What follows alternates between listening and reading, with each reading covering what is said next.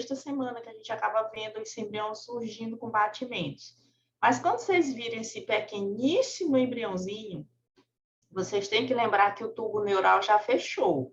Pelo menos era para ter fechado, porque se ele não tiver fechado, nós vamos ter aí, né, as malformações ou defeitos do tubo neural, né, porque nós vamos falar no final dessa aula, mas é principalmente a encefalocele, a anencefalia, pelo não fechamento do neuróporo rostral ou frontal, e o caudal, que seria a espinha bífida.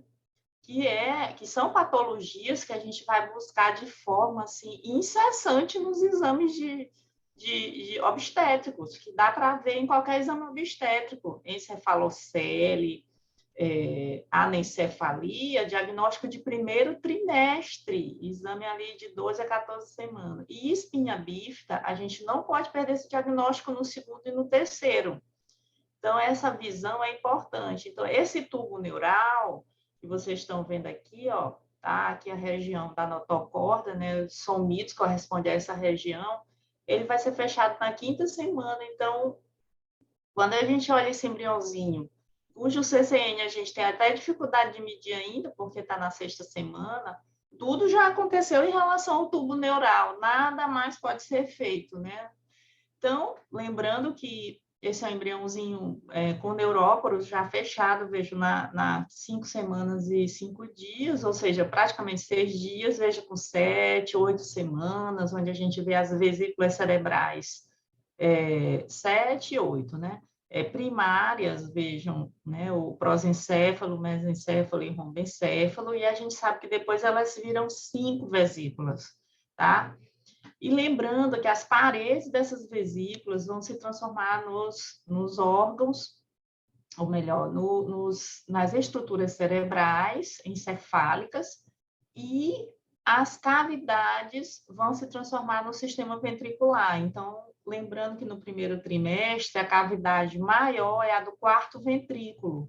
Então, essa cavidade aqui, que a gente diz cavidade do rombencéfalo, nada mais é do que o quarto ventrículo, né? E ele vai ficando menorzinho à medida que a gente atinge o período morfológico, aquele período de 12 a 13 semanas e 6 dias. Então, eu vou lembrar aqui dessa anatomia. Vejo que com 7 semanas a gente tem um CCN já maiorzinho, mais tranquilo para aferir. Com 8 semanas, a gente já percebe, 8, 9 semanas, as 5 vesículas, onde a maior delas é o rombencéfalo, cuja cavidade é o quarto ventrículo. E depois, quando alcança 12 semanas, a gente já começa a perceber os grandes ventrículos laterais preenchidos, né, pelos os seus plexos coroides, naquela morfologia de borboleta. Então, é super importante nós executarmos esse plano, vejo sempre com imagens com zoom, bastante zoom que eu puder, tela única, mostrando que o polo cefálico está dividido em dois, vejam, 2 hemisférios, onde há predomínio do ventrículo lateral, já que o tecido encefálico vai crescer aqui da periferia para o centro. Tanto é que, quando nós observamos esse exame realizado com 16 semanas, via vaginal, nós temos essa percepção de que o tecido está se desenvolvendo da periferia para o centro. Tanto é que o plexo coroide, que era dominante no hemisfério, ele começa a se reduzir, porque o ventrículo, veja, ele vai se aproximando da fissura interhemisférica. Então, é possível a gente olhar muito bem, né? Essa região foice, né? Fissura interhemisférica, e sempre de olho na calota. Vejo que não há soluções de continuidade da calota, principalmente na região posterior, que a gente sabe que as encefaloceles mais comuns são as posteriores, em seguida as anteriores, também conhecidas como frontoetmoidais, e mais raramente as parietais. Então, sempre de olho nessa calota. Quando nós alcançamos o período do exame obstétrico do segundo trimestre, que vai aí de 18 até 24 semanas e 6 dias, veja, a gente já tem uma morfologia completamente modificada. Esse ventrículo lateral já está bem menor. Aqui vocês estão vendo o corno occipital, onde há predomínio de líquor, né? Mas o ventrículo, ele se continua para cá. Tanto é que essa partezinha aqui é o corno frontal, porque nesse plano, vejam que a gente não olha muito bem a espessura do ventrículo, né? O que seria o corpo do ventrículo, corno frontal, corno occipital e a espessura do corpo, onde é que eu posso vê-la melhor? Num plano mais acima. Por quê? Porque o ventrículo lateral, se a gente for olhar na morfologia, ele não é linear, ele meio que tem uma forma de cúpula. Então, para nós enxergarmos o corpo dele, nós precisamos começar o exame da parte mais baixa ali. Se o bebê tiver cefálico, por exemplo, a gente vai posicionar vendo a bexiga da mãe, aí nós vamos subindo com esse transdutor, basculando para cima, para identificar desde quando começa o osso, né, a parte da calota, e aí a gente entra no parênquima para identificar esse ventrículo lateral. Só depois vocês vão chegar nesse plano. Então, é muito importante essa consciência de exame.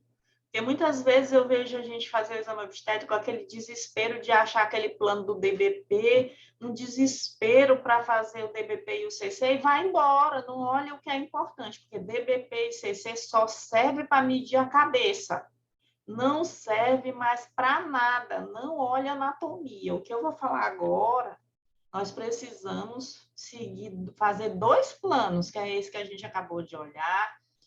Lembrando aqui o professor Gianluigi Pilu, que é um italiano, um dos professores da SWOG, que a gente sabe que é o principal órgão normatizador no mundo do ultrassom em GO, né? Os guidelines são todos vindos de lá e a gente segue essas diretrizes ou guidelines. Então, ele já dizia, o exame do sistema nervoso central do feto deve ser feito através do plano transventricular, do plano transcerebelar e do exame da coluna. Então, ninguém falou aqui, ele nunca citou isso por essa foto, que é uma foto muito feliz, né, do protocolo da SWOG, mostrando que o plano transtalâmico só serve para medir. Então, vamos lá. O que eu tenho que saber do primeiro plano? Eu já sei que o plano transtalâmico, aquele do eco médio ou da setinha, ele só serve para fazer a biometria cefálica, portanto, DBP e CC. O que eu preciso para medir é do plano transventricular, que é esse aqui que a gente vai falar agora. O que eu tenho que olhar nesse plano? 2 coisas. Primeiro, o complexo anterior, que é essa imagem formada de 3 estruturas, os cornos frontais e essa estrutura em forma de quadra, que é o cavo do septo pelúcido. Esse é o cavo, essa área com líquido anecoica, preenchida por líquor. E aqui vocês estão vendo as paredes do cavo. O cavo é um buraco, um espaço. Aqui são as paredes laterais do cavo. E aqui a gente olha muito bonita essa imagem, bastante zoom, e a gente olha aqui a linha média, né, do feto, a fissura interhemisférica, e você vê essa estrutura em forma de quadro e as paredes laterais do cavo. E aqui um corno frontal, outro corno frontal. Nessa parte aqui, bem anteriorzinha, aqui, ó, tem uma imagenzinha hipoecóica, corresponde à parte mais frontal do corpo caloso. Por isso, quando a gente identifica essa quadra, o cavo do septo do pelúcido, a gente tem certeza que o feto tem corpo caloso. Então, a gente pode inferir que essa anatomia está normal em relação ao corpo caloso. A outra estrutura que nós vamos identificar são a região occipital ou do átrio ventricular, onde a gente encontra bastante líquor, e o plexo coroide, nesse formato. Às vezes, o líquor nem circunda, mas esse é o local preconizado para aferição. Então, depois do complexo anterior, eu vou checar quem? O ventrículo lateral, tá? E se por acaso eu desconfiar que ele está um pouco maior, eu posso fazer a medida, ó, colocando cálipe do tipo mais, em que a parte horizontal fica dentro, ó. Então, eu vou ao nível daquela fissura parieto-occipital, esse pontinho aqui, ó. Então, é nesse ponto que eu vou medir, colocando. Como é que se mede? Tem muita gente que pergunta, eu coloco mais em onde? Dentro, em cima da linha, fora da linha? Dentro. Igual a gente mede TN, ó, colocando dentro, tá? A linha horizontal na parte de dentro. Essa forma de medir foi orientada pela própria zoóloga, num trabalho publicado em 2009.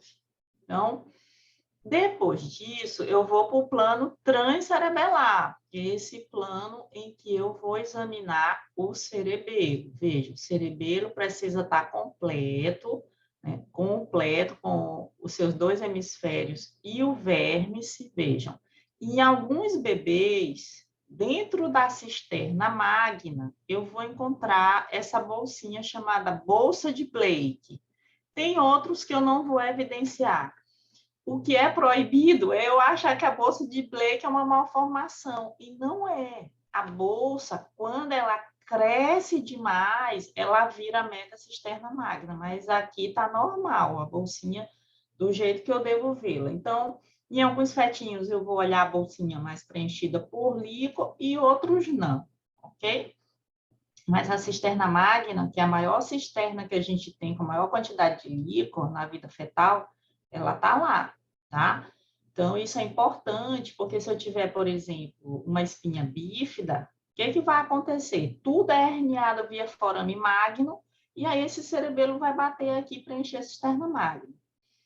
Em seguida, eu vou olhar a coluna, tá? Veja, eu tenho que olhar se não tem nenhuma solução de continuidade na pele do fetinho, então tem que ter muita técnica aí para eu não apertar muito, deixando um bolsão de líquido amniótico para que a pele seja demonstrada na foto, principalmente a região lombosacra, que a gente sabe que é onde incide maior as meningomielocele, né? E observem que a gente também pode identificar a medula espinhal e ela termina mais ou menos ao nível de L2, L3 em ponta de lápis. Quando ela termina, a gente chama essa pontinha de cone medular. Vejam, aqui já é uma imagem de um recém-nascido, um exame feito no recém-nascido, mostrando a medula espinhal, que a gente também identifica no fetinho, e o cone medular. E depois vem a caudequina. Então, está aqui a caudequina. Uma dica importante é que a última vértebra sacral ela não é calcificada na vida fetal, então a gente só consegue enxergar esse 4.